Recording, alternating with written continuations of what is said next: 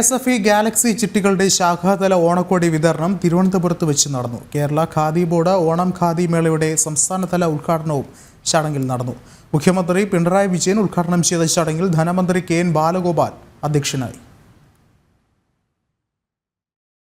KSFE Galaxy ചിട്ടി series 2ന്റെ ശാഖാതല സമ്മാന വിതരണവും ഓണം പ്രമാണിച്ചുള്ള ഖാദി മേളയുടെയും സംസ്ഥാനതല ഉദ്ഘാടനവും മുഖ്യമന്ത്രി പിണറായി വിജയൻ തിരുവനന്തപുരത്ത് നിർവഹിച്ചു.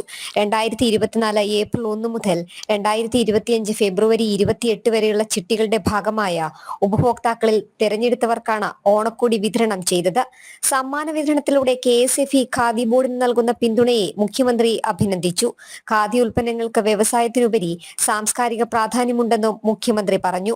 ഒരു വ്യാവസായിക ഉൽപ്പന്നം എന്നതിലുപരി ഖാദിക്ക് സാംസ്കാരികവും രാഷ്ട്രീയവുമായ ഒരു വലിയ പ്രാധാന്യം കൂടിയുണ്ട്.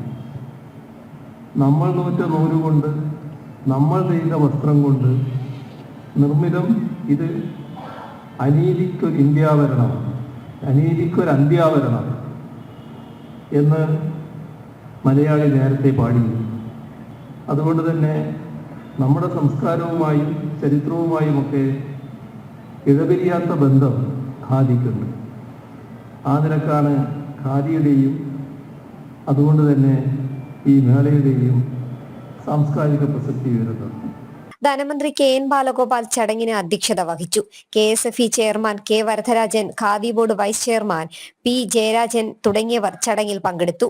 ജനം, തിരുവനന്തപുരം.